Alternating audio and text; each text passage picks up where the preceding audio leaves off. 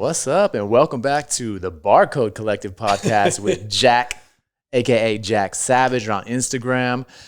We've been able to chop it up a little bit already, so very stoked and excited for this conversation. We've been holding back, I think, from the heavy hitting questions of really getting to know each other.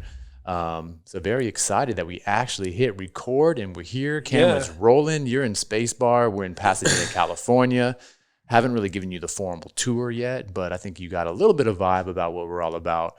But this isn't about us. This is about you, my friend. This is about what you got going on. Thank you.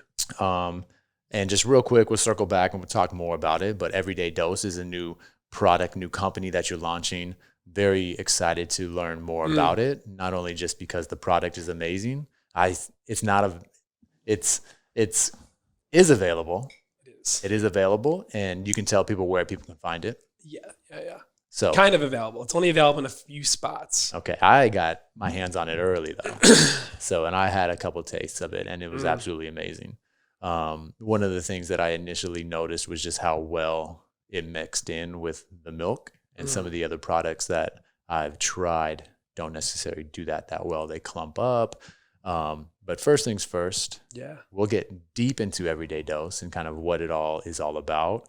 But as I was telling you before we jumped on, even more important than Everyday Dose is the person behind Everyday Dose and getting to know you as an entrepreneur, as a business owner, kind of what you're all about, man. So let's dive into Jack's story, man. Well, thank you for having me. Of course. And this is my first podcast, so thank you for watching and give me some slack. I think you're going to do amazing, dude. You're a very personable dude. You know exactly what you stand for and what you want to represent, and that's what this is all about, man. So I'm just trying to have some fun. Hell yeah. Like, why take life too seriously? I mean, I'm a serious person, but when it comes to mixing it up and having fun, I try my best. Yeah. Do as I can. Yeah, I think we're all trying to find that balance, right? So it's like, where are you coming from? You told me you come from the Midwest. Is that? Yeah. So we were connected through Andy.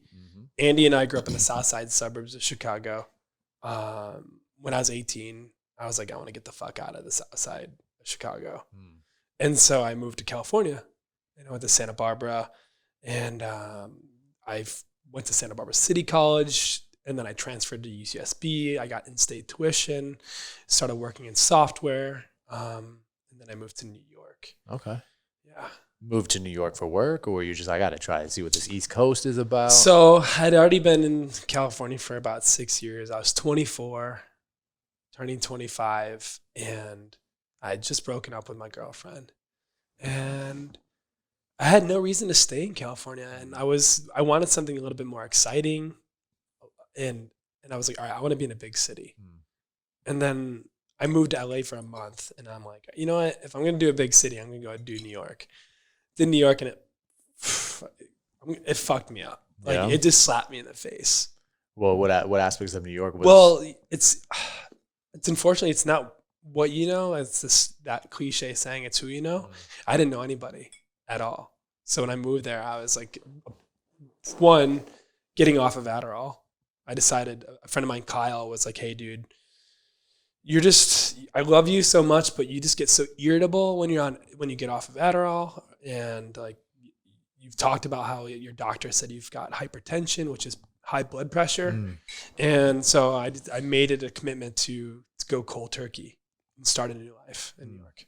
So just with the Adderall, was it something that was prescribed, or was it something that you did to kind of stay focused and high performer, or like what was your relationship with Adderall? I was on amphetamines starting at the age of 5. From the age of 5, I was put on first Ritalin, then Concerta. They put me on Adderall. They tried me on Vyvanse, and I got up to a dosage of 30 milligrams per day. And I'm not sure if you've ever tried Adderall, but since I've been off of Adderall, and I tried it just occasionally, I take 5 milligrams, and I'm so wired. Like, I feel like if I feel like I'm dead and I can't get out, if I can't go partying, I'm like, I can't do it. And I take a small amount of Adderall. I'm like, yep, I can do it. Ready to rock. It's crazy. It really, but the side effects, especially when you take it long term, it's just not worth it. Yeah. And so I was put on by like teachers and therapists, or not therapists, like I guess doctors. They were just like, oh, he's got ADHD. You should give him Ritalin. Yeah. Yeah. I mean, that's so commonplace. And It's the easy way out. Yeah. Instead of focusing on, oh, well, one, he's a kid.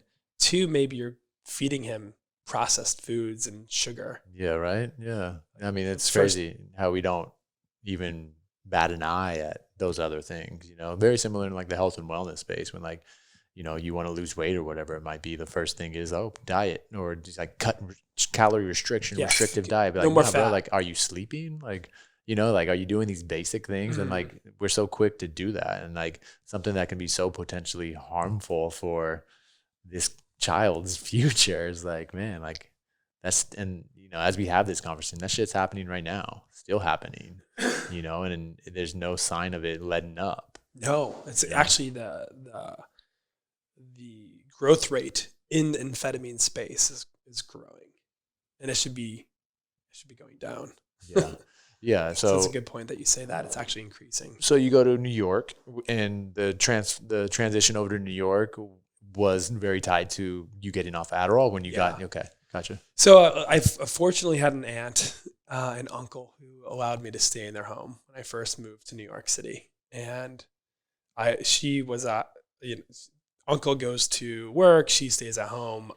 Now here comes nephew Jack, who's getting off of Adderall and who's like now in her space. And so she was not really into me doing pretty much nothing. Gotcha. I mean, like I started learning who I was as a person on this amphetamine, prepubescent 5. I'm not even a teenager. I'm already on these medications. And so getting off of at 25, I was essentially discovering who I was again, what I liked, what I didn't like, what got me motivated, what was unmotivating.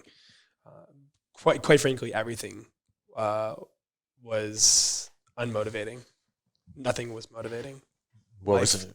I mean, what did you turn to? What did you find that gave you some inspiration and some motivation, light that fire a little bit? Well, I was listening to Joe Rogan actually. Okay. 2012, 2013.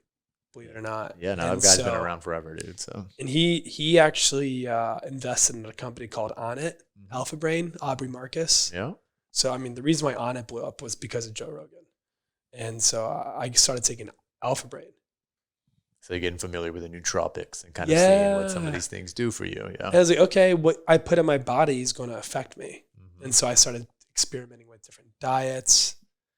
I did paleo. I did vegetarian. I was a vegetarian. I was vegetarian. I was eating like a rabbit for a little bit. Oh, yeah? Still sometimes. Oh, when you said that, I literally was picturing you eating a rabbit. No, eating like a rabbit. And... yeah, I stumbled upon psychedelics actually in the beginning, and someone very close to me introduced me to them, very, very close. And Joe Rogan was also talking about them, so I was really fascinated, and it just opened up my mind. It was just like, whoa, like I see colors in ways I've never seen colors before, and I see people and their energy in ways that I love. And I became way less capitalistic. I was really money driven at that time. Gotcha. And it kind of slowed me down and made me think more about connection. Yeah. Yeah. That's beautiful. And it made me think about like the inner workings of my mind. Very powerful. It's very powerful. The mushrooms. So then I started growing them for a second. Yeah. Did you? They're not the easiest thing to grow. I mean, pretty easy. Yeah. Okay. It's just like the inoculation part is like, you want to make sure that you're not getting, any kind of like bacteria into the what's the word? The jar. Gotcha. So you have these jars, right, that are filled with rice and they're sterilized. And you take the spore and you insert it and you inject the spore into these substrate jars. And then for about 3 to 4 weeks, the mycelium colonizes around the cakes. And then after that, you just take them out of the jar, you throw it into this basically plastic bin, and you have like some rocks in there, and you have some water, and it's like 100% humidity. You create this little ecosystem, and you just keep the light on the whole time. And it just, so in the beginning, it's all dark. And then at the end, you take the jars out. Sorry, I already said that. You put the cakes in the bin, and you just keep the light on, and you go to bed, there's nothing there, and you wake up, and there's all these like little mushrooms just popped up everywhere. It's like magic. It's like magic. It's so cool. Yeah. And it's so cool to eat what you grow. Yeah. Yeah, there's something really special about that. A little more connected to it, for sure. Do you want to talk about psychedelics? About like what your initial, like, so what was your, I guess, your onboarding to that? You know, was it like more of like party vibe, or what was the intention was set from the beginning of like, yeah, okay, that's awesome. I think it was all about connection with the people around me, and then connecting with myself. And did that come initially from the person that was offering it to you, or that, you know, introduced it to you? So they came with the right intention to show you. And I think that's so important as we talk about this, and as, you know, mushrooms and psychedelics become, I don't want to say mainstream, but like as they become more talked about and well known, and like the studies come to support them, and, you know, and we start having a lot more of these conversations. Like I want to be part of that. Have you guys ever talked about mushrooms on any of your podcasts? Actually, a couple episodes ago, I shared my 6 gram dose story a little bit. A hero dose. It was gnarly. Yeah, it was intense. So, I mean, I love the fact that we can talk about it, because it was just a camera in my face trying to share something that is very tough to find words for, you know what I mean, without somebody to kind of, you know, help facilitate or help connect the dots, you know. Like I know what some of the takeaways were for me, but again, when you're in that dimension or whatever you want to call it, sure, there's not really words for it. So, you know, now you're back here and you're trying to explain it to people. Very challenging to do. So yeah, actually it's probably relatively fresh in the Barco Collective listeners' mind. Right. So, nice. But like I was saying, man, like I think it's very important to have these types of conversations, and like I want to be a facilitator of what the direction of that goes. You know, I thought you were about to say you want to be a facilitator of mushrooms. Well, that too, maybe someday. You know, we'll do a mushroom ceremony for your. I mean, I think you know, I think if that's what we got to do to have people onboarded with the right intention, right? Hell yeah, you know, the what right I mean? People, right? Because right the alternative is like right anything that I've ever known growing up. Like I didn't really do much. I drank pretty damn early, but as far as like that goes, and even weed was very, very occasional. You know, very. Like I didn't smoke weed much at all. So now it's like, what I knew of mushrooms was just more like party vibe. And anytime I had done it early on, you know, it was like, you know, you're drinking and it's like, oh, this guy had mushrooms. Okay, let's see that. But it's like I never experienced any of that. So a couple of years ago, made the decision to stop drinking alcohol altogether. I was like, man, this isn't serving us. That's so cool. Right? I mean, like, like if someone's like, hey, we're celebrating, will you have even like a sip or not even? At this point, I haven't. No. You know, at this point, I don't even feel the urge to. I mean, I think I'm not closing off to it ever, but it's just like right now it just doesn't serve me, you know. Like there's so much going on in my world where it's like once I really started kind of looking at it, I was like, man, like that is straight sedation of like just turning off the noise briefly, you know, but by doing so, it's magnified in the morning. Like whatever anxieties I'm dealing with don't go away. They're blinded for a second, and then boom, they come back with a vengeance. Even in the morning. Yeah, with more power. Yeah, for sure. So I was like, dude, what the fuck, man? I need to. This doesn't serve me. This is literally toxic. This is poison, you know. And it's like and what was kind of, I guess, unique to me when I was doing it, like it was very intentional to remove that to make room for mushrooms. I should have brought some. We should have. Could have been the first episode. We could have done a little bit of a microdose for our for the audience, see where it goes. I mean, this is kind of why we got, I don't know if you're watching on the YouTube or on the website, like we got this little psychedelic lights going. Instagram sponsored ads got me with this. I picked up 2 of these bad boys. I saw those and I was like, do I want to get one? And now I definitely want to get one. Man, you got to get 2, man. You got to get 2. Yeah, so we got the little rainbow streaming going. It kind of reminds me of Everyday Dose a little bit. Yeah, dude. Where it's like splashes of color. Yeah, I dig it. Yeah. I dig it. And this is why I knew we were going to have a good conversation, man. We go on so many different paths on this, but I do like spending some moments on the psychedelics because it has been very impactful for me. I think sounds like it's been very impactful for you. So you got introduced, you started opening up. I'm going to tell you, my sister, and I don't know if she's going to kill me for saying this. Probably. She introduced me, and I was 22. I was on the beach of Santa Monica, and they had this festival. It only happened every 2 years. Every 2 years, there was this festival called Glow Fest. And it was pretty much Burning Man artists who would do these cool art installations on the Santa Monica beach. And they invited me down from Santa Barbara. And I was very, very, very nervous. As most people are when they try something new. And they started me off on a 0.5 gram. And they said, if you feel comfortable, we'll give you another 0.5 gram. And then if you want another 0.5 gram. And I think that's the best way to do it. Yeah. So if anybody's never tried mushrooms before, I would say start off with a 0.5 gram and make sure you're not just biting off of a mushroom. Like, weigh it out. Yeah. For sure, because I think what people don't understand is like the density of the mushrooms. Exactly. Like, unless you're very used to measuring, like for me, I measured, like you're sharing your story about paleo or whatever, right? We've been on very similar journeys, it sounds like. So I'm very used to measuring food. So I have a rough idea of what a gram is or whatever it might be. But yeah, like when you're dealing with mushrooms, you can go 0 to 100 real quick. Yeah. So measuring it out is crucial. So yeah, just measure it out, get a scale. They're like $20 on Instagram, on Amazon, the Amazon. And for $20, you know you're going to have a much better experience. And so weigh out a 0.5 gram in one, and then like have another bag that like, so you can have, like when you're starting to feel the mushrooms, it's going to be a little bit harder to handle a scale. Yeah. I mean, you could probably do it, honestly. Like, it's actually neuroactive. So like when you're on mushrooms, like you're hyper focused and you can really powerfully think about things, as you know. But it's just better to not have to deal with like measuring a 0.5 gram while you're also on mushrooms. So pre-weigh out all these mushrooms and then like just if it feels right after like an hour, like pop another, or maybe an hour and a half. Mm-hmm. Yeah. And that's my recommendation to you guys on like your first mushroom experience. Yeah. And, in addition to that, like we both mentioned, setting the right intention behind it. Yeah, that's a good point. Like, before going into it. Yeah.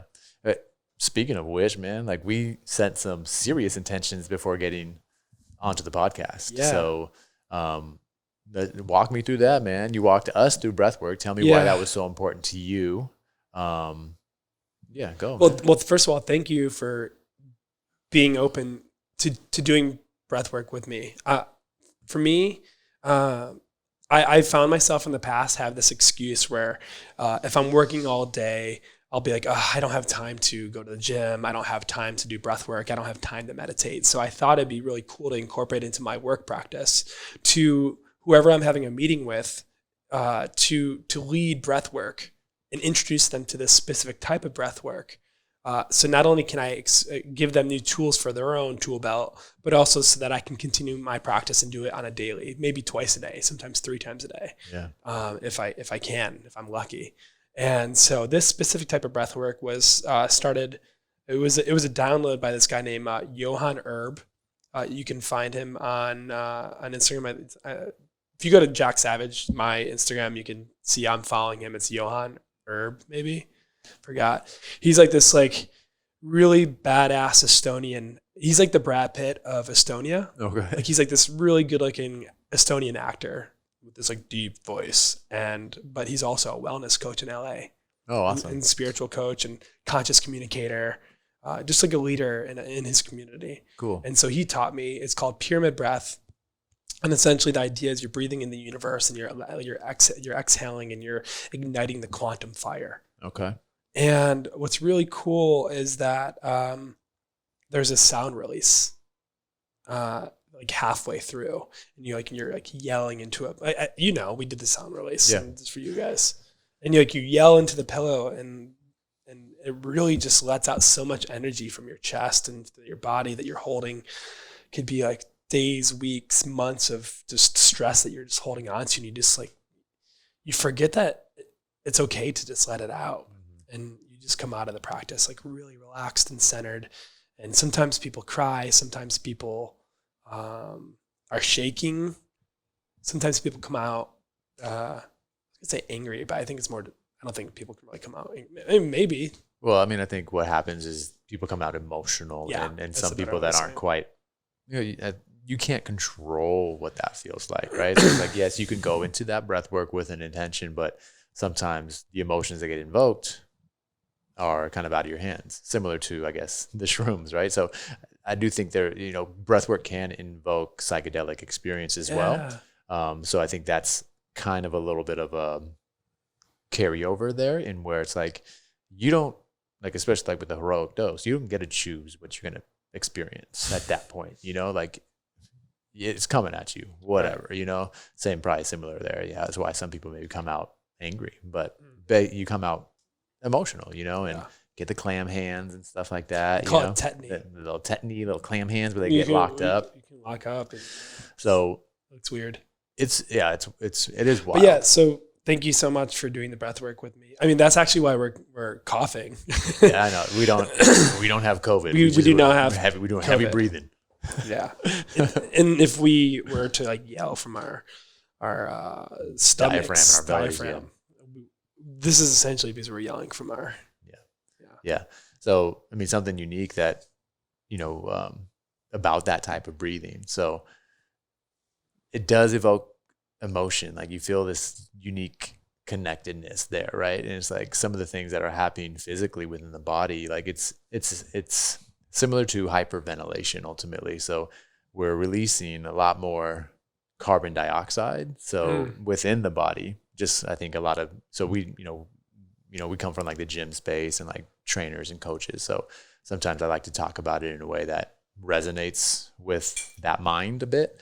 So from like a physiology, respiratory system, right? So like when we're moving air, we're inhaling oxygen and we're letting out carbon dioxide. Like mushrooms. Yeah. They do that too. Exactly. They breathe. We are mushrooms, some might say. But plants actually do the opposite. They breathe in carbon dioxide. So we're actually, our chemistry is actually closer to fungi. Paul Stamets likes to say fungi. I like fungi. Yeah. We are very than we are to plants. Yeah. That's awesome. Anyway, That's sorry, crazy. I didn't mean it. So we're breathing in oxygen, letting out carbon dioxide. So like within the body, there's a little something called like the Bohr effect. So like we need to have this ratio of carbon dioxide to oxygen in order. So imagine like a little bus is cruising down your blood veins, right? So it's like you inhale oxygen, that little bus is cruising down your blood vein. I'm just thinking like the Magic School Bus. Yeah. So yeah, exactly. Picture that guy cruising through. And then once carbon dioxide kind of shows up in the system, that's like the green light for the passengers on that bus, the oxygen to jump out of the bus and get into your tissue. So it releases the oxygen, carbon dioxide jumps back on the bus, cruises on out and goes out. But when we're breathing like that and we're doing this hyperventilation, superventilation, we're moving all this air, that blood gas, that blood chemistry gets thrown off, and we don't have the carbon dioxide to pull the oxygen out of our tissue. And that's kind of why our fingers and our hands get clogged up, because we're not oxygenating the actual tissue. Even though we're super oxygenated, that carbon dioxide isn't in there to pull out that oxygen from the blood into the tissue. Got it. I don't really know. So, I mean, that's just some explanation for like, what the heck? Because that was like when I did that type of breathing, not only here, but like more like even like longer bouts of like holotropic type of shit. Yeah. I was just so confused of like, what the fuck happened? You know what I mean? Like, I was like, I need an explanation of what physically happened. You know, again, you can see how sometimes like, again, I sometimes it's tough for me to like release or whatever. So it's like, I need to know. And once I had that understanding of it, then I was able to have more of this dive in and have more of like the spiritual benefit. Yeah, because if you start clamping up, it's like, what is going on? Is this safe? Yeah. Yeah. Am I going to be okay? Yeah. So I have no clue what creates that emotional shit though. Yeah. I have no idea. That's the universe. Opening you up, but I have no explanation for that. Yeah. That's crazy. But it is a very unique way to connect with people, you know, because I guarantee you, Nuncio was there, he felt connected. Like we you know, like Yeah, we all shared. there was this really beautiful connection that we had. Yeah. It was really nice. Yeah. And then like this opportunity to share, you know. Do you feel like that helps with your anxiety, or do you suffer from anxiety or anything like that? I guess I get overwhelmed, which is a form of anxiety. So if I have so many things on my plate, I guess you can say ADHD, but I'm like, okay, I'm thinking about that, then I'm thinking about that, then I'm thinking about that, then I'm thinking about that, and then like I realized I didn't do any of those. I didn't have any linear thoughts that resulted in any outcome. And then I get overwhelmed, which can lead to anger to myself, just like frustrated, which then I can easily just be short-tempered with the people around me. Like, don't bother me. I'm trying to figure my shit out. That's what's going on inside. I'm not necessarily saying that out loud. And so by doing the breath work, I feel more relaxed and I feel like I'm able to tackle one thing at a time and just zone in. Yeah. And I think that's like, and I think that's actually the benefit of meditation as well, is it allows you to focus on one thing at a time slowly. Yeah. And without being distracted.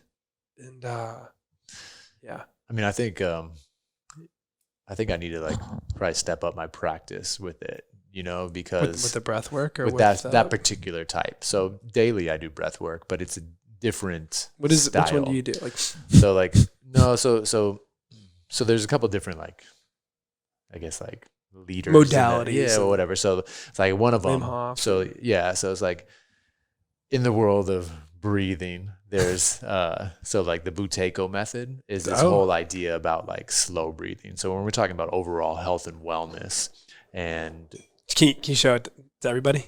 So it's literally like holding your breath. It's almost like almost like the polar opposite of what we were doing. So I'll tell you how this makes sense. So as a population, a very unhealthy population, largely overweight, largely constantly inundated with stressful situations, work, life, traffic, whatever it might be. And I think you'll connect with this a bit. So like when we're doing any of that, what we end up doing subconsciously is opening our mouth and just breathing. So we're constantly breathing more than we actually need to. So by doing that, circling back to the carbon dioxide blood gas ratio, you know, to oxygen or whatever. As we're doing that, we're constantly letting out carbon dioxide.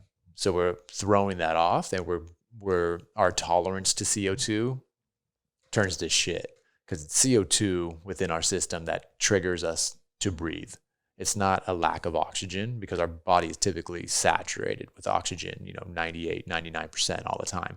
So it's the inability to deal with that rising CO2 that's like, hey, motherfucker, you need to breathe, right? So point being, if we're all just walking around stressful, kind of slowly like breathing out of our mouth for no damn reason, we become intolerant to it. So the whole Buteyko method is all about slowing your breathing down, increasing your CO2 tolerance by doing breath holds, by nasal breathing, by really bringing an intention to that, because the CO2 is a very calming gas within us, you know. So if we can balance that out, carbon dioxide poisoning, it's just like you kind of fall asleep, right?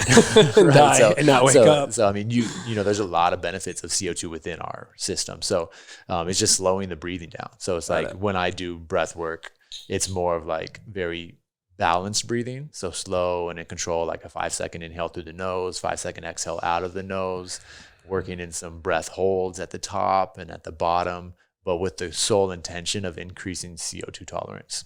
So being able to do breath holds for longer. So like that particular breathing that we did, if there was a moment where we did a breath hold, we would be able to literally hold it for 4 minutes. Really? Because I should try that next time. Yeah. So yeah, for sure. So when you get out of one of those bouts, you do a big inhale in, see how long you can hold your breath, because you think 4 minutes? You're going to surprise yourself. So I would probably, like, just for curiosity's sake, just do a normal, like, you're, you know, bullshitting right now. Be like, oh, I want to see how long I can hold my breath. Time it, see what you can do.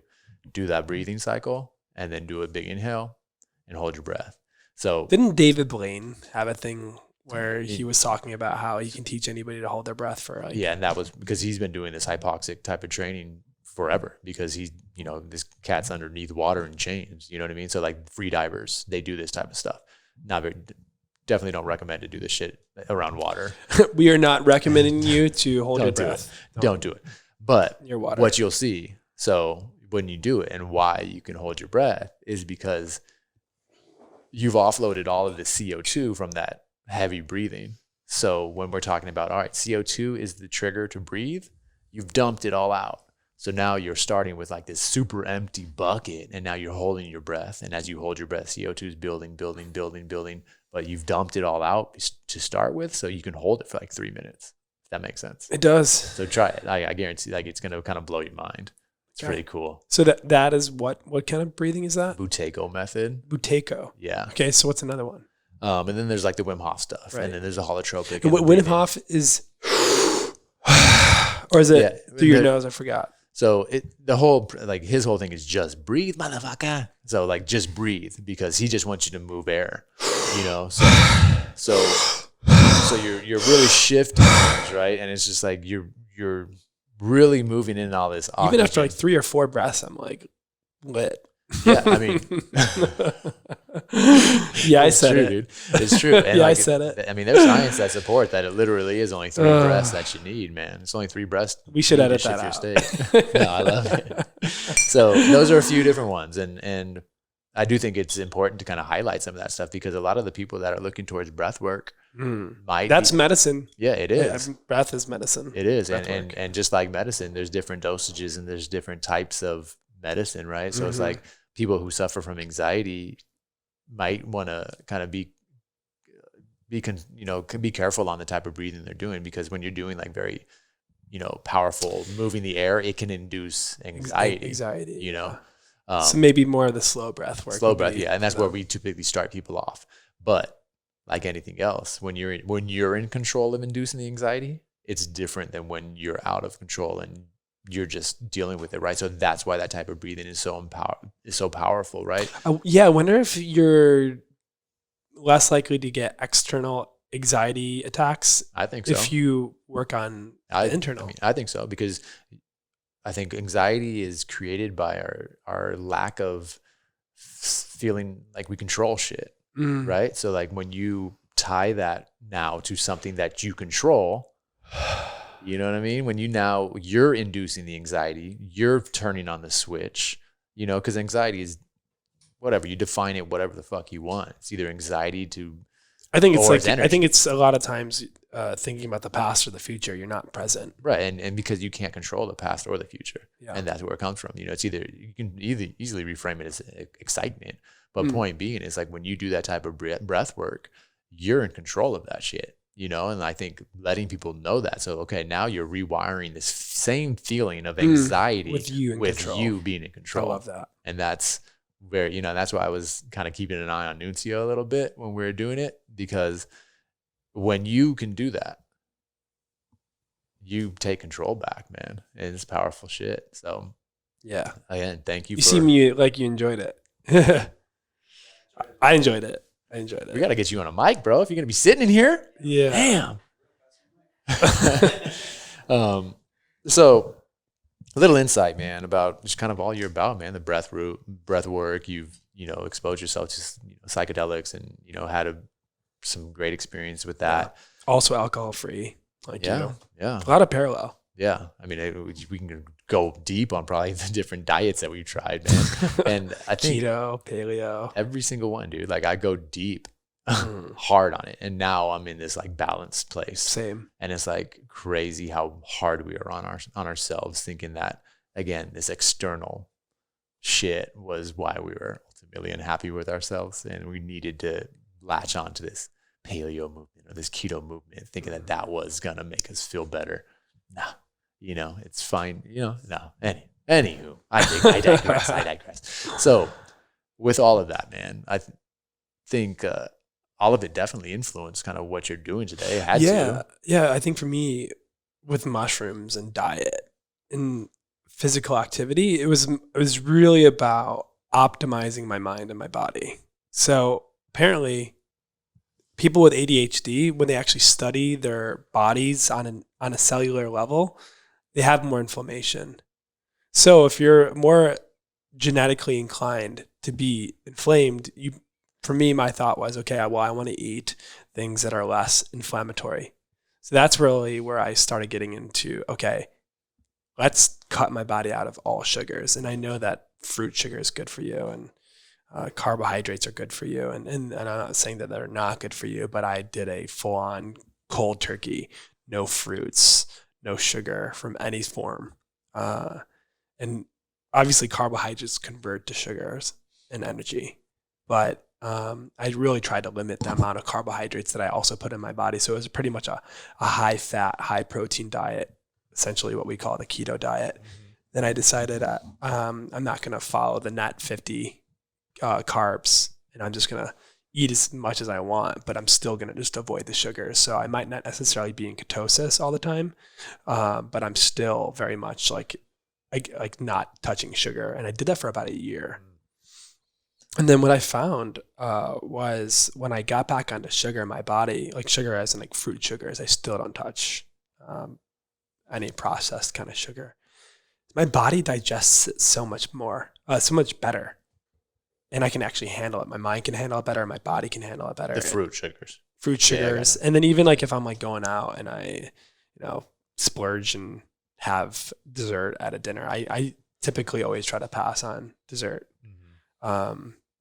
But my body, like I can now eat whatever I want when I want to do it. But obviously like my main diet is just clean diet. I'm digressing as well. But yeah, so that was like my hypothesis was, okay, if ADHD, they're more inflamed on a cellular level, stay away from inflammatory foods. Makes sense. That's worked out really well for me. And that's why I actually stopped drinking too, because I was extremely inflamed. And if you go on everydaydose.com's website and you click we, you'll learn about me, and you'll see my before and after photo from like drinking and then taking mushrooms. And it's crazy. Like my body was just so bloated.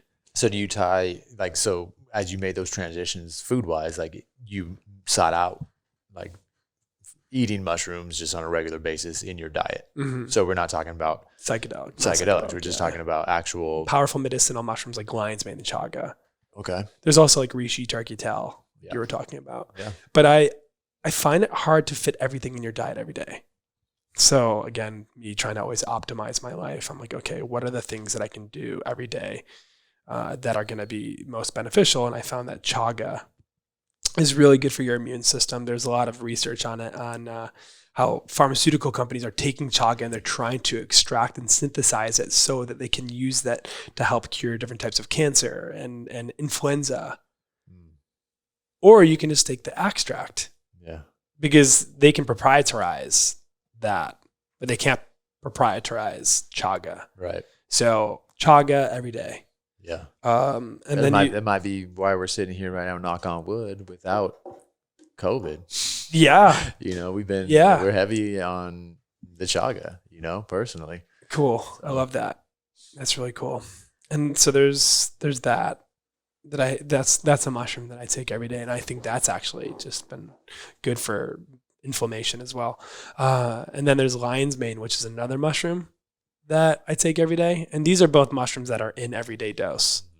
And lion's mane is neuroregenerative, neuroactive. So it really helps create NGFs, which is a nerve growth factor. Nerve growth factors is something in like neuroscience that they talk about. And so you want foods that help promote nerve growth factors. And lion's mane is not just like, there's no postulation. It's actually science backed.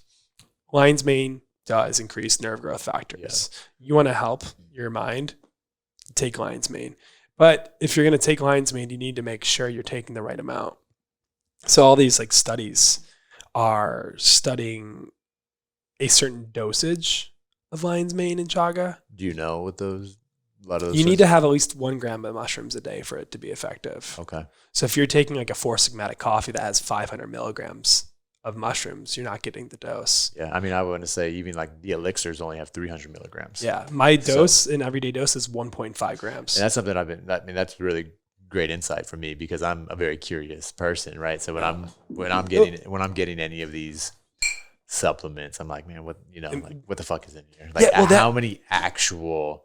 What do you need? What do you not need? And like, do I have enough of that? Right. And especially with all these different proprietary blends. Totally. So, I mean, They don't really, tell you what thank it you is. for sharing that, because you don't need to share those types of things. It's especially in this world of these products. It's like, oh, let me throw this in there. Let me throw this. I got enough so that I can put that on the label. I can ride the Lion's Mane bandwagon right now, but it's not actually the amount. So that's really awesome, because that's a good point that I never even thought about yet. People are hiding the recipes. We're not. Yeah, we're telling you what awesome. it is. Yeah, that's amazing.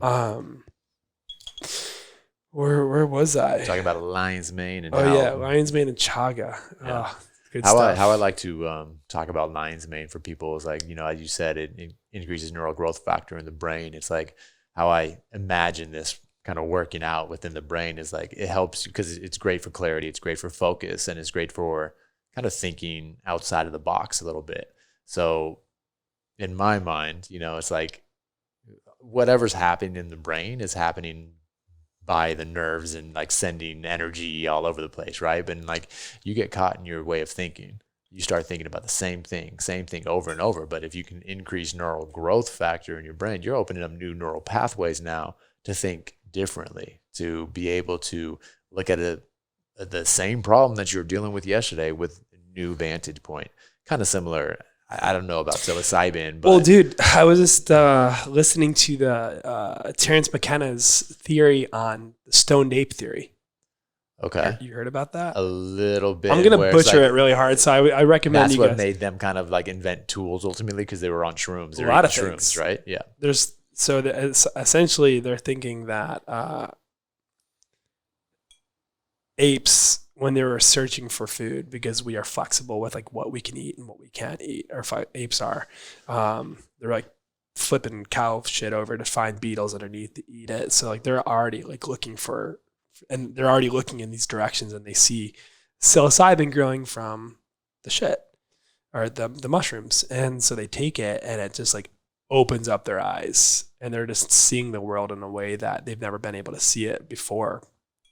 And as a result, it's like helps create the neocortex in the brain, which has helped with language and expression and art and like what is like now everything that exists, like culture and religion, all coming. That's his, and I'm butchering this. No, I mean, I'm right there with you. I mean, and not to offend anybody in the religious realm, but even the fact that religion in and of itself, there's some stories that Santa Claus is so apparently Christmas.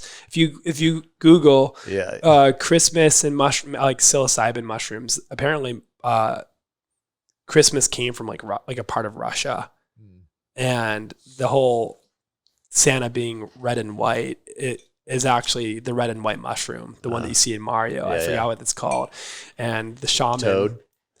Toad, I think that's the name. Toad, yeah, that guy, yeah. So that mushroom is actually there's like some scientific name for a mushroom that actually makes you trip. Yeah.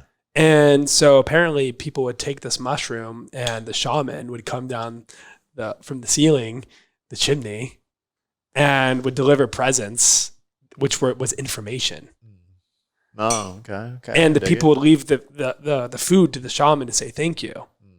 Which is essentially like the cookies and the milk and stuff. And like you see all these like correlations. Yeah, no, I love that. But yeah, stuff. Google Santa Claus and like magic mushrooms. It blew my mind. I did it last week. That's awesome, dude. but don't Google away from this podcast. Like, not at all. Like do it after wait the till podcast. after. Yeah. Open up a new browser tab. So let's just go in. Let's just go in on. So we got Lion's Mane. We got chaga. So first let me tell you. Everyday Dose is an alternative to stimulants. There it is. And highly caffeinated drinks. We've got 5 ingredients in them. There's Lion's Mane and chaga, 1.5 grams. Collagen. And the reason why I put bovine collagen, just to put it out there, when someone says vegan collagen, that's a marketing gimmick. There's no such thing as vegan collagen. Yeah, for all our vegans out there. Sorry. There's just amino acids that are in collagen that you can't get elsewhere. And so for me, being someone who's like trying to optimize my health, collagen is just incredible to put in your body. So we've got 4 grams of protein coming from collagen. Then I put L-theanine in it. Do you know what L-theanine is? It is another, you tell me, but I see it in a couple products. Yeah. So L-theanine is an amino acid that promotes calmness and it scientifically helps to reduce your cortisol, which is the stress chemical that's in our body. And so the company that we work with is Suntheanine. They're the best L-theanine company you can work with. It's super expensive, but we just want the highest quality ingredients. They extract it from green tea. So when you drink green tea, the reason why you had this sort of calm focus is because of that L-theanine. So we put that in there, and typically, I'll go into like why we chose 150 milligrams of L-theanine in a second. And then the last ingredient in everyday dose is like a very small amount of coffee for flavor. And the idea behind that was, if you want to have a new routine in the morning, or if you want to improve your morning routine or afternoon routine, you don't want to be super radical. Yeah. So the idea here was, let's make something that's familiar. So when you first sip it, you have that coffee flavor. Yeah. And then it has like a slightly earthy, creamy flavor from it, from the collagen. And it's really delicious. And so really you good. get this yummy, delicious, creamy, nutritional mushroom coffee latte. Yeah, and no, it really is not to just blow smoke up your ass, but I have tried it, and please do. You know how I really enjoy it is like, so what I'll do is I'll I got the perks of the Fit Bar, so I have all these espresso machines, so I'll steam up the milk typically like you would with a latte. I'll put a little bit of milk in the bottom. Okay. Then I'll whisk that in there, almost as if it's the espresso, and then I'll just hit it with the rest of the milk right there. True barista. And then it just comes out like a great latte, And we got to get you on the video, like make it like a video demo. My latte art sucks balls though. Every once in a while I can make like a mushroom cloud, but that's it. Or sometimes they look like butt cheeks, titties, or a heart. That's all I got though. It's better than me. That's all I got. But really good, man. And that little subtleness of coffee is great, because a big thing of like what we preach about, like small habits, little wins. And when you're trying to get somebody to make these changes for the better, they do too much, and it's like, if you can still have your familiar coffee vibe with the extra benefits of the mushrooms and the L-theanine and everything else that's in there, like, do it, man. Do it. That's the way to do it. Yo, it's getting hot in here. It's a little warm. We turned that AC off so we can get that better air quality. I think we should take our shirts off. I see you shirtless pretty much on the Instagram. I did my research on the stories. You're over having business meetings shirtless. Is that Always. what we're doing? I mean, I don't have a shirt underneath this, but I didn't know it was gonna be so damn hot in here. Well, I'm not gonna make you go shirtless solo. All right, let's do this. All right, bro, let's expose the nips. Can I get some slow changing music real quick? It should be like slowly. Is this the slow-mo video? Oh shit. Okay. Now you feel more comfortable? Oh my god. You back? Yeah, I could breathe again. Bro, I'm appreciating the tan. What? You got a nice little tan going? A little bit. I need a little bit more ink. Bro, I got one right here. I got a lightning bolt right here too. What's the story behind the tattoo? This is a recent one, and it was actually I got it during the pandemic. I love how casual we are right now. Like, dude, we do Feels this so good. We do this way too often, where it's just like, we just shirtless now. Let's do it. I mean, how many podcasts have you had shirtless? None. Tattoo. Hit me with the tattoo. All right, yeah. So I was taking a bunch of mushrooms during the COVID, like basically just really diving deep on like my inner workings of my mind and trying to figure out why I'm doing the things that I'm doing. And like I had a lot of issues with the desire, like feeling like I'm not desired. And not like, we don't need to dive too deep into that, but essentially I felt like the rose for me is like, it's one of the most beautiful flowers, and it's the most high vibrational flower. Okay. Like from a vibrational, if you can, I don't know how they read the vibrations. EM something, like you literally. Yeah, but it vibrates higher than any other flower. And wow. And so to me, it was, there's pain as well with desire and my journey. Yeah. And so it just felt right. And also Kate, who works with me and who is a lover of mine. She has this incredible tattoo artist in LA who does like, he's like the best rose tattoo artist. His name's Kane Ackard, Kane Ackard, but he's really, really good. And so he did my rose. There you go. This is dope, man. Yeah. I like it. I don't even know where to start. which one was your first one? Let's start with that. And I've lived several lives, man. And can like, see that. and like when like I love how we just are doing the damn thing. Now we just over here talking about tattoos. I fucking love it. But no, I've lived a lot of lives, man. And like I'm one to like, some people get tattoos and they're like, oh, fuck that, I'm gonna cover it up, or I don't like that. And to me, like it just is all about like where you are in that place. Sure, it's a timepiece. And like that's how like I want to collect all sorts of things. And so first tattoo for me was the praying hand. So this is a praying hand. Last name Saldana. So me and my brothers all have this. And it's crazy, you know, it's kind of like, I'm not a religious person. Were you all. when you But got when that? I grew up, I was still not religious. It was almost more of like the culture of it. So I'm half Mexican. You know, I grew up Catholic. When I was in high school and younger, like my whole squad was the Mexican squad. I was, you know, like, in big part of our culture was Catholicism, and even less so of like being a practicing Catholic. It was the rosary. It was the symbols associated with that. Hence, so I rode for that shit. I got a rosary tattooed on my chest. You know what I mean? Like I rose for like the symbolism of it, you know, even though I wasn't the best. I was torn. I was a very torn chameleon, you know, where I inherently was so a really much good pressure person. from religion. So much pressure. Well, yeah. I mean, and just pressure as being like a human kid in, you know, in the West Seattle. Where not to get too religious or anything, you know, like that. it's just like, you know, yeah. So whatever, I was taking on whatever identities I was. You say West Seattle? Yeah, cool. West Seattle is where we're from. But like taking on whatever identities that got me by, you know, in that point in time. So whatever. So tattoos. That's the first religious one. This one was very early on, bro. What's up with the Seattle? Can we get a zoom in? The 206, baby. You see the 206 in the background? Oh, that's cool. You blended the 206 with the clouds. I drew that, if you can't tell, with a Crayola crayon, dude. Did you really? I literally, so, and this is why I'll never get these tattoos covered up. 206 in the background, represent the Seattle area code. Got the Space Needle right here.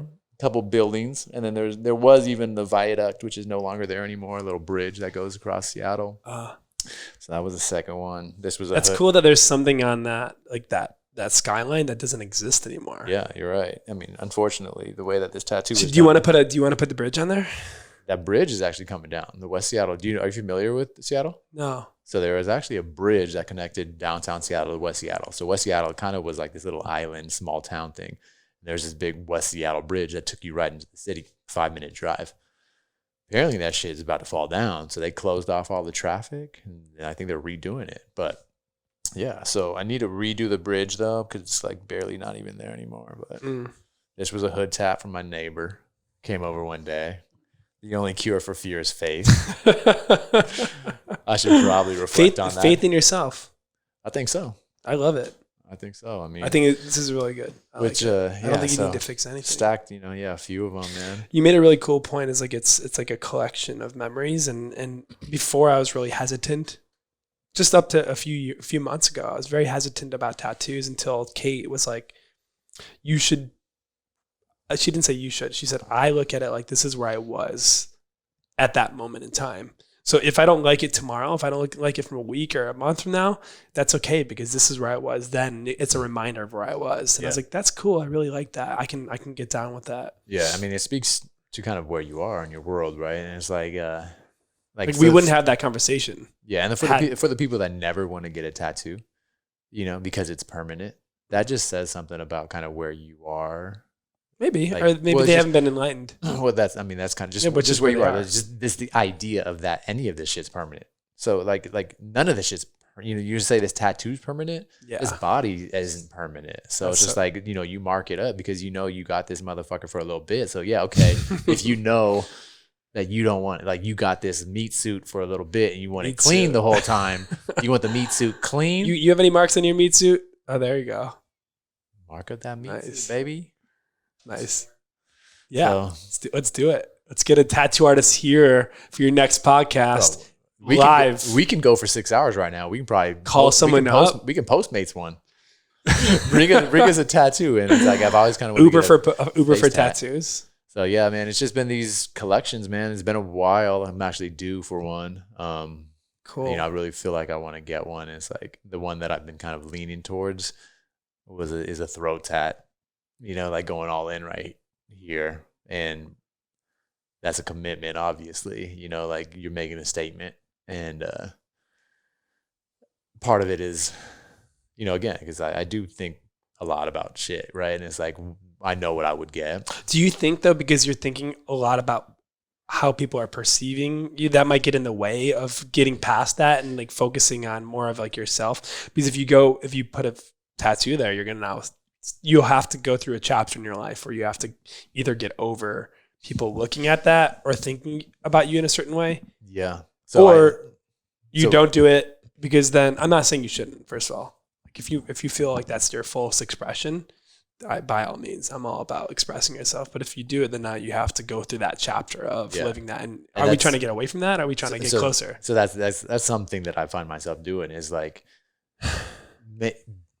just so an example of that's less permanent, as we just talked about, was, you know, when I first moved down to LA, I was in Santa Monica, and you know, like I didn't have any job or work down here. You know, our business was in Seattle, so like I was down here 3 days a week, and I'd fly back up there. And it's like, so you know, I was just kind of cruising coffee shops, and you know, and I was seeing like these cats over on like Abbot Kinney and you know, like Main Street, Santa Monica, you know, hanging out these coffee shops with me too. And it's like they legit looked homeless, right? These long dreadlocks and shit like that. But being over there, good chance those motherfuckers are millionaires, you know what I mean? And so there was something about like I was very caught up with my appearance and wanting to be, you know, as attractive as I could be, you know. So I like made a conscious decision. And again, you get treated in a different way. You know, I wasn't, and I grew up overweight, and so like this has all these, I have all these different insecurities. It's tied up with it. So you can see like, okay,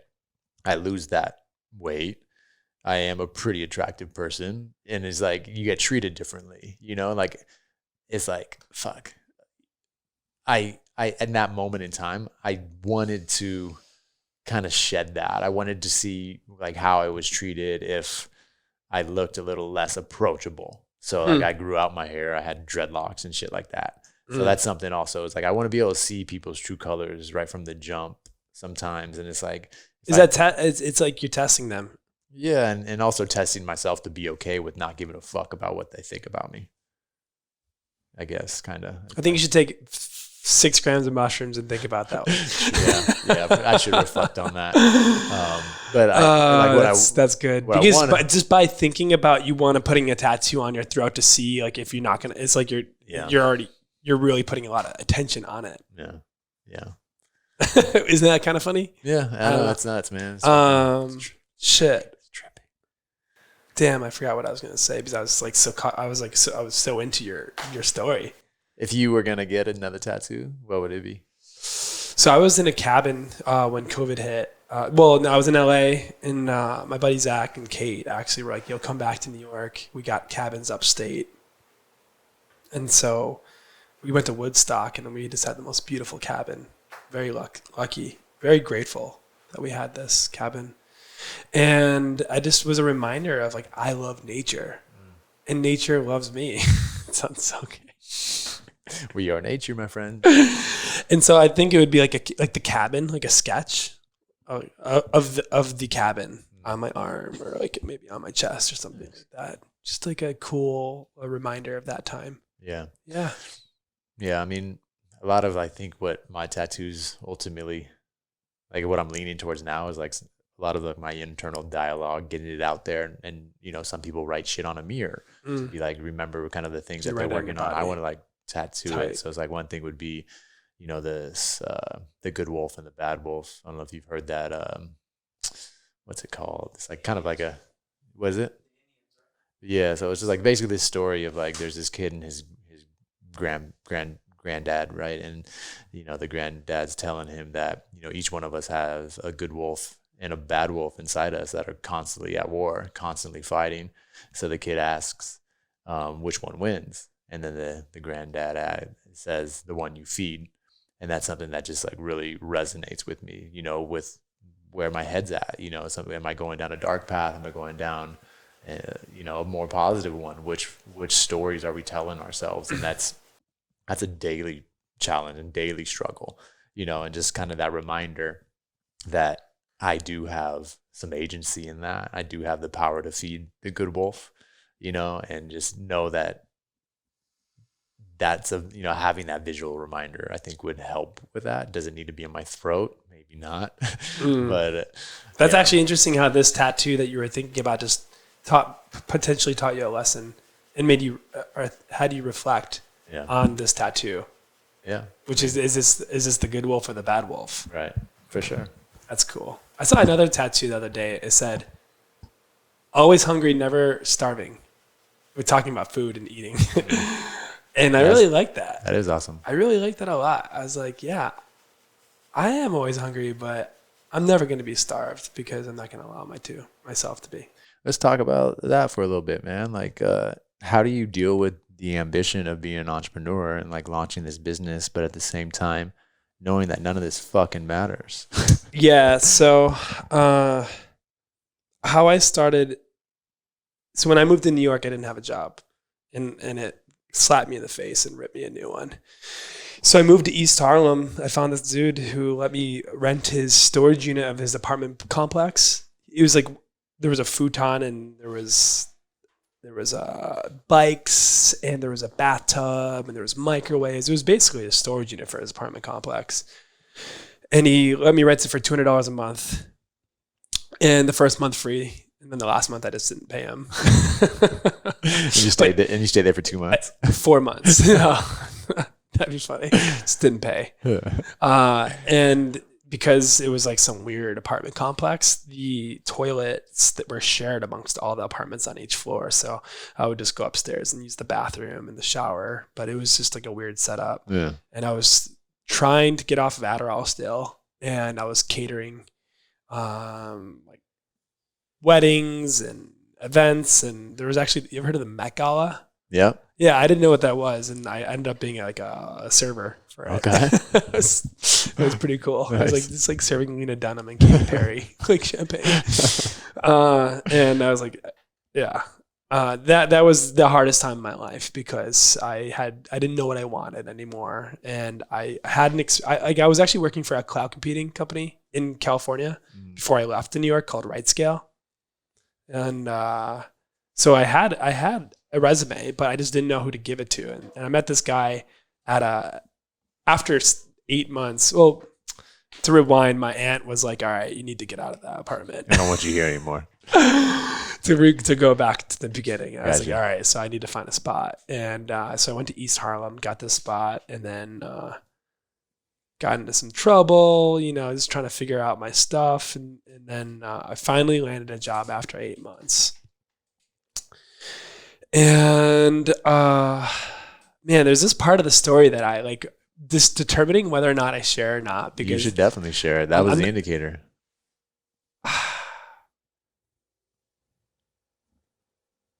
Not this one. Maybe the next time I get to the next time I come on the podcast. Okay. Well, after the successful launch. I got to talk to my lawyer. After this successful launch of Everyday Does. Yeah, exactly. Once we've sold. Perfect. But yeah, so I worked for an ad tech company, and while I was at this ad tech company, I applied to a competitor, and I moved. The only way to honestly like move your salary up and move your position up is to like leave the company. Like companies just don't appreciate you enough. And that's something that we're going to like really focus on differently, is like really rewarding our employees. Yeah. I mean, but yeah, you have to have that upward mobility kind of built into it, you know? Really good. Yeah. And there wasn't upward mobility at this company. Like they just didn't have any opportunity there. So I worked at a competitor. And while I was at this competitor, it was a Ukrainian ad tech company. And I became actually the head of sales at the company.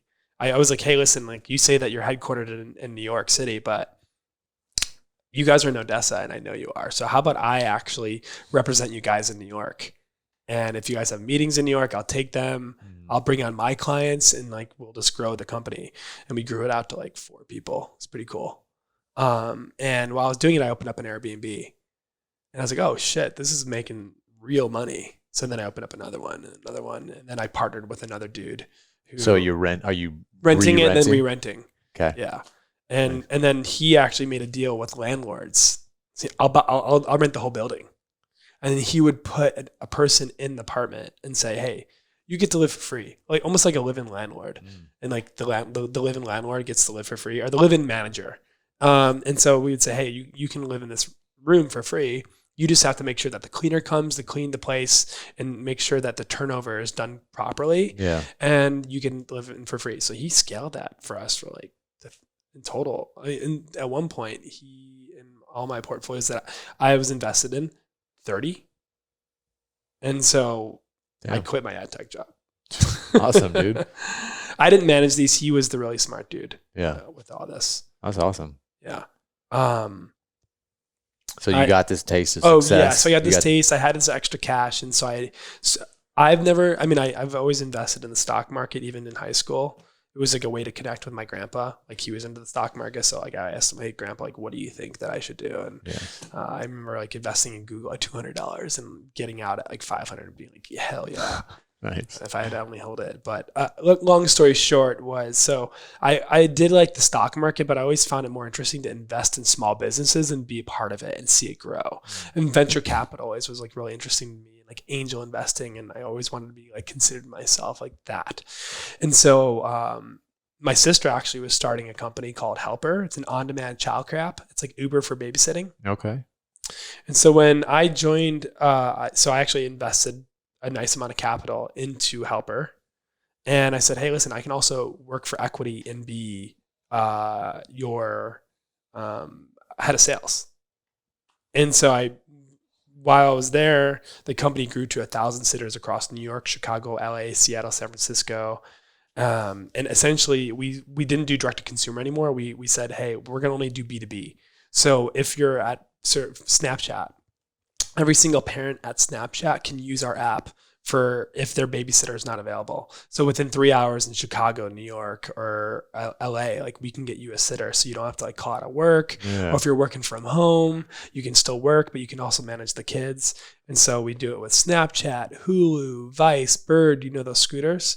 Yeah, all those parents of those companies use Helper now. And you took it off and you only do B2B? Yeah. Yeah. I mean, just focusing on like the smaller. Well, also the reason why we do that is like, say you're a parent and you are getting subsidized by your company.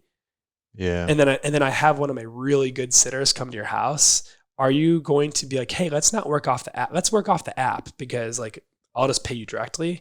But if your company's subsidizing you, you're not incentivized to work off the app. So what we found is we weren't losing as many sitters. Gotcha. Because if you're just working through the sitter paying $25 an hour, you're going to say, hey, let's get off the app and I'll pay you $22. But if your company's paying $12 of the $25 and now you're only paying $13, you're like, Makes okay, sense. I'm going to stay on the app. Yeah, and so we actually were able to save all of the best sitters and that's really, awesome. Yeah. And I'm really excited about the future. Like working from home is such a big thing now. So more and more companies like the Clorox company, for example, just brought us on to like help them with all their parents, like working from home. Wow. And so you're still pretty involved in Helper. I'm not, no, but I'm like, Helper's still a thing. Helper's very much a thing. Okay, and I'm cool. really excited about the growth. And, awesome. Helper-app.com. And so that was a cool project that I invested in 2016 and worked on. And then this is a crazy one, but my buddy Daniel, I was telling you about him, who like didn't have a phone for a year. Yeah. And he was only like working off his iPad. He started one of the first social media agencies called Socialite. And then he merged Socialite with Nylon.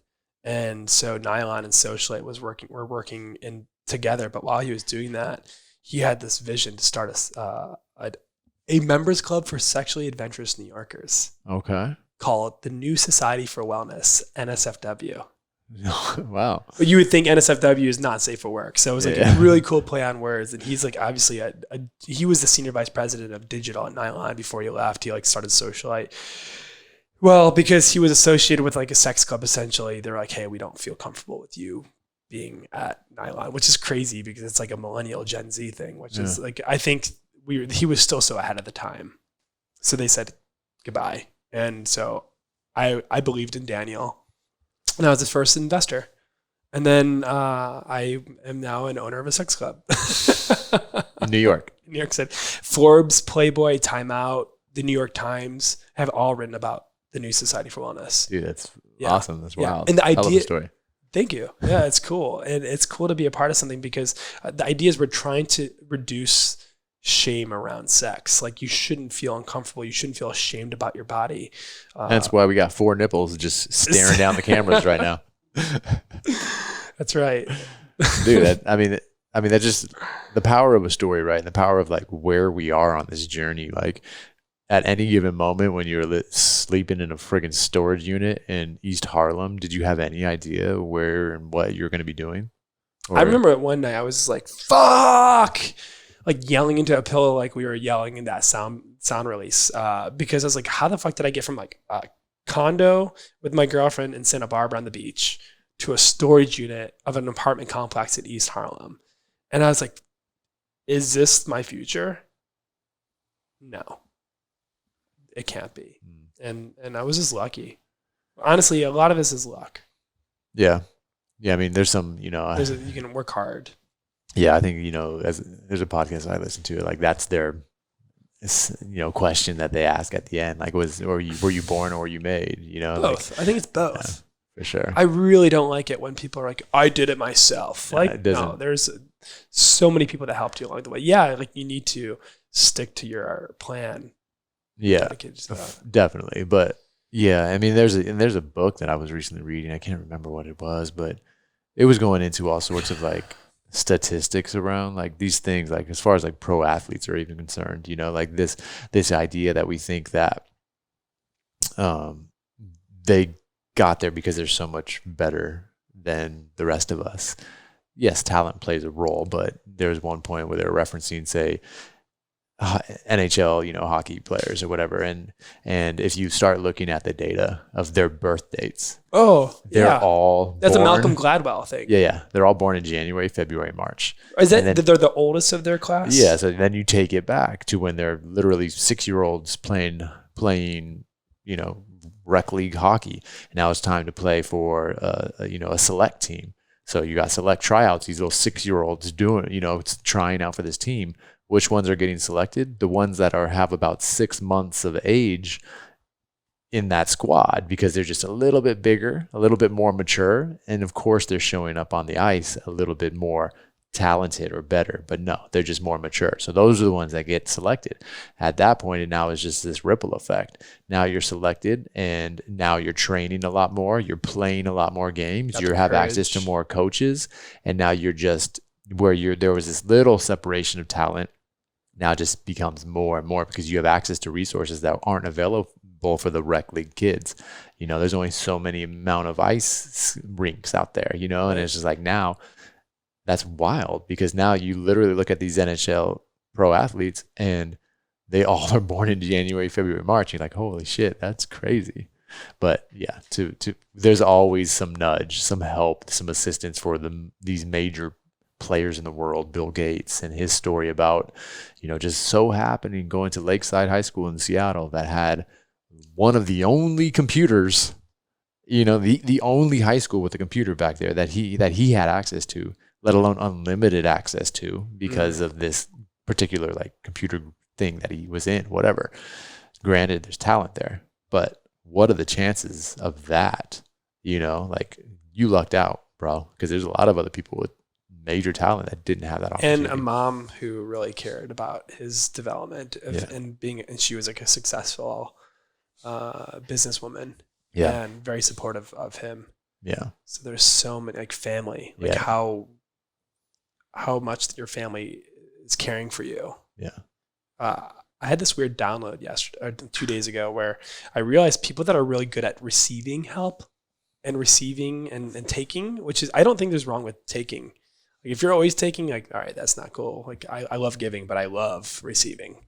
And I realized that other people that I have met who are really good at receiving love or receiving help have nurturing parents who were giving them that attention, giving them that support.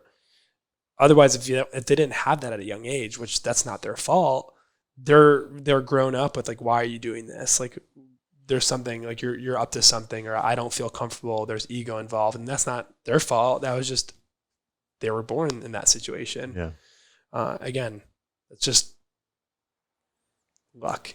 Yeah, that's play a huge Anyway, role. Yeah. But Thank you for that example of the Malcolm Gladwell with the ice rink, because I forgot about that one. It's crazy. Yeah. It's crazy.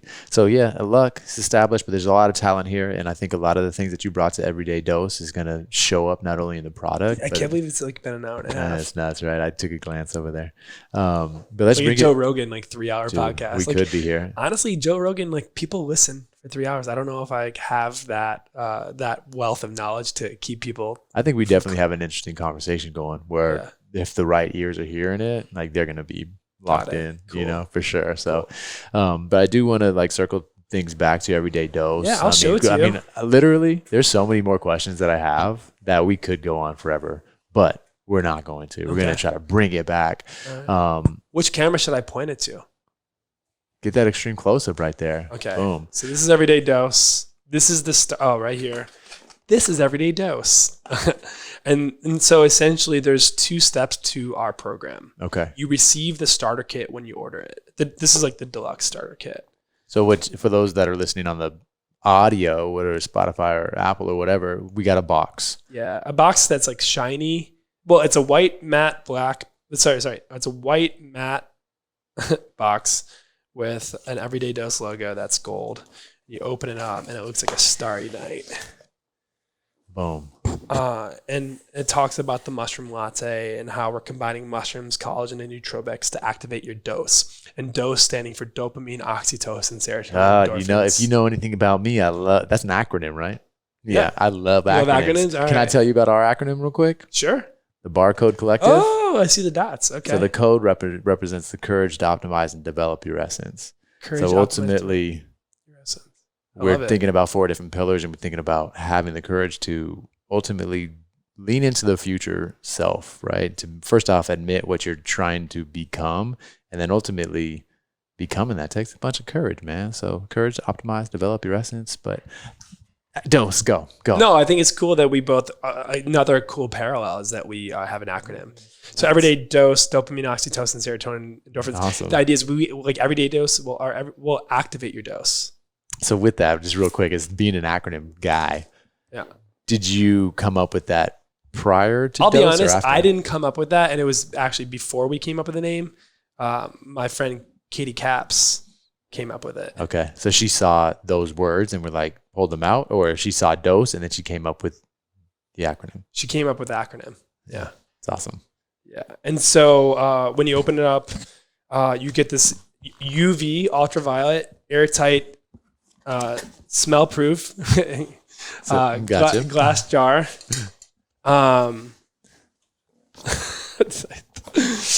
It's like what's that shopping site? QVC, dude, you better step it up. You're gonna get this million ABC. Yeah, so you got the glass bottle with the Everyday Dose, the Mushroom Latte in it. It comes with a matte black scooper.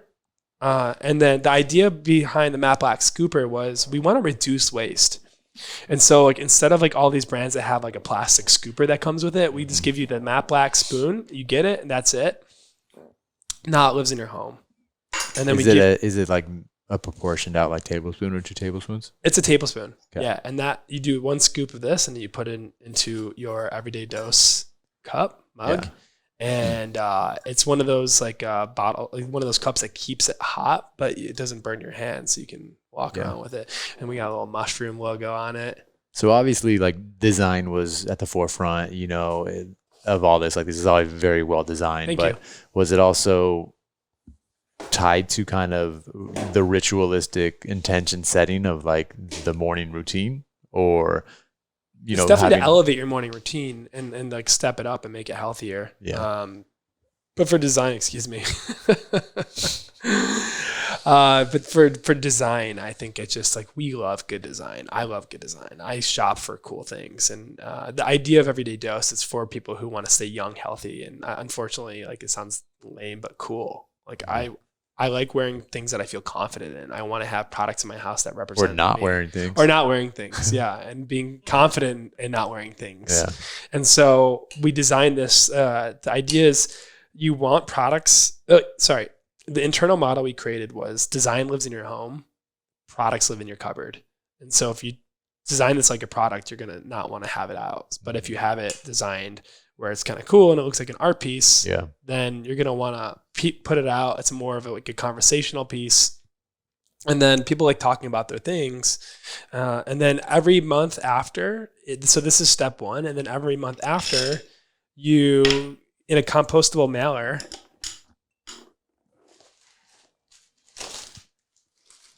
this one? All right. Hey, I'm a compostable bag. We're like basically talking to you. And you pull out, boom, your everyday dose resupply bag. And then you just open it up. Here, you can have this after. Yes, I was like, I was low key say open it because now you got to leave it. Yeah, I'm leaving it. And then you literally just like fill it up. Dope. And then essentially, you just put it in here, or you can keep it in there, whatever you want. You want to take this with you. But does the whole pouch fit in there? Yes. Yeah. Prove it. So, all right. Prove it. I got to keep it all. This was all right. So this was a big issue with like our development too. So it gets to the top, and then you just gotta. Oh, there, a little tap down. Okay, compact it. Tap. Prove it. I love that you did that. Prove it. Boom. Boom. And who doesn't like a product that fills to the top? Don't you hate when you get a product and you open it up and like you got this big tub that's at like from Whole Foods that's like $40? Pet peeve, dude. The protein that we use here, man, it's like halfway full. It's fucked up. And they're doing that because they want to seem like you're getting more. Yeah, bullshit. We optimize. So like even our bags, they don't look like that much, but like it's 30 servings. Yeah, that's 30. awesome. So essentially, there you go. Who can see this sitting right next to the Slayer machine over there in Pasadena, just waiting to be ordered for a nice little latte? That's cool. Yeah, it's not a bad idea. I'll leave it for you guys. That was awesome, dude. Really awesome. And I appreciate that. You know, low key was fucking rooting for that the entire time, but not just for this. Like, I'm excited about that. I'm excited about the cup. You can have that too. You can have this too. And what about the cup? So the cup, we only have one cup left. All right. Oh, God. I know. Cut. We've got. Oh, I forgot to hit record. This whole thing. No, done. It's not on. Get out of here. I actually had one right before you got here. Laura made it for me. Oh, cool. But she didn't know about the spoon. So she just dumped it. I had so much. Oh, shit. But I feel good about it. I'm not tripping balls. All right. So here's the problem. We do not have magic mushrooms in our product. On the bag, though, that I had, yeah, I think it was like early branding. It did say something about high. Yeah. Yeah, I took that off. Yeah. So we had it like step one, add the powder to add 1 tablespoon of powder to add your favorite milk, stir, feel high. I was like, it's too close to magic mushrooms. Like, so we changed it to feel elevated because the reason why I said feel high is because you do feel like really good after taking it. Yeah. But feel elevated because like that's I do want to just circle back briefly on just all of this, right? Like we did spend some time talking about psychedelics, right? Like that's a whole nother ball game. So the mushroom is a mushroom kingdom. There's so many different damn mushrooms out there that like the plant kingdom or the animal kingdom. Right. So I want this to be, and this should be, and it is a very approachable product. I've been almost daily. My whole crew, everybody like around me has been heavy on lion's mane, chaga, reishi, cordyceps mushrooms since 2015 at least. Cool.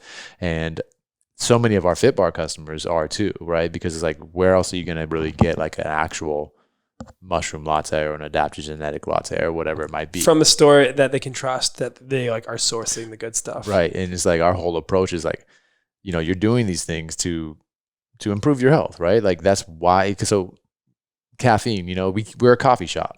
We obviously have espresso. We obviously believe in some of the benefits of caffeine, but our bigger umbrella is health and wellness. And if you are overstimulated and you're drinking caffeine at 6 p.m. noon CO, slamming down our cold brew concentrate way late in the day. Anyways, you're not going to recover. You're not going to sleep well. So it's like, that's why it was important for us to lean on these mushrooms as an option that's not stimulated in caffeine, but you can still have that latte feel. I would like to actually go back to our formula to talk about caffeine. So because we put coffee in it, there is caffeine in coffee, but we put just a small amount so that you're only getting 39 milligrams of caffeine per dose. The average cup of coffee has about 100 milligrams. So we're almost 3 times less caffeine than a cup of coffee, but you still get that coffee flavor. Right. But then to even take it back further and to talk about L-theanine, there's been a lot of science and research, NIH studies that talk about the effects of caffeine with L-theanine. And what they have found is that if you're going to have 1 milligram of caffeine, you need 2 milligrams of L-theanine. So it's a 2-to-1 ratio. Okay. So 39 milligrams in everyday dose, to make it easy, let's say 40 milligrams, that would be what in L-theanine? 80. Yeah. We put 100. No mathematician. But I did have my lines made today. Yeah, you got that right. And so we put 150 milligrams of L-theanine. Just cover your bases. Just to make that really strong, potent, calm focus. Yeah. And it's crazy that we can talk about so much of this, right? Like so it's all within the dosage, right? So the caffeine isn't inherently bad for you. Some people don't have the enzymes to digest it and they get a little jittery. But what's unique about when you're adding, say, the medicinal mushrooms or the L-theanine to it is that you're like, some people might be like, how can I have caffeine and be calm? But like, you get this little bump of the stimulated effect of caffeine, a little pep in your step, but then these other adaptogens kind of carry that load, and it just kind of drags on that little bump basically. But when you're just having 100 milligrams of caffeine by itself, maybe without food on an empty stomach, you spike, boom, you go for this baseline, boom, you're spiking up, and then you dip below baseline. I just thought of an analogy, and this might not be a good one, and we might want to work on it. Okay. But imagine when you go to a party and you get super excited when you get there. Go. But throughout the rest of the time, you're just having a good time and you're focused on your friends. Yeah. I feel like that's what the caffeine and that's where the mushrooms are. So when you first get to the party, you're super excited. That's where the caffeine is. And then when you're there at the party and your friends are keeping you focused and I like that. That's the mushrooms. Yeah. Huh. Without your friends. So does that actually make you understand the mushroom effect differently than the caffeine effect? It's that entourage effect. And then what if you show up to that party with some L-theanine and your friends aren't there? Your friends aren't there, so you're insecure a little bit. You don't know what to do. I don't really know anybody. And that's what the L-theanine does, because L-theanine reduces your cortisol. Okay. Which is the stress chemical in your body that makes you nervous. Okay. So you take some L-theanine and it makes you like. Okay, so what I want to paint the picture of is none of that shit's there. You just show up at the party. You're super excited. No one's there to comfort you. You don't have your shroomy friends to like ride you through it. You don't have the L-theanine to relax you. So what you default to is more stimulant. You start throwing back the brewskis, the Bud Heavies, and before you know it, you're Ralphing everywhere. And now you're face down, ass up in a couch at someone's house that you don't even know. Yeah. You know what I mean? So that's your afternoon crash basically right there. But also you can make a good point is just have one of these before you go to a party. That works too. And it's delicious, man. Dude, but I love that analogy. Yeah, it does probably need a little work, but yeah, it definitely needs a lot of work. But beautiful job, man. There's so much more that I know we can talk about. And I hope that we get more opportunity to do so. Off mic, on mic, whatever, man. I really appreciate. Well, I support this. I mean, this is such a cool project. I didn't mean to interrupt. No, you're good. Please.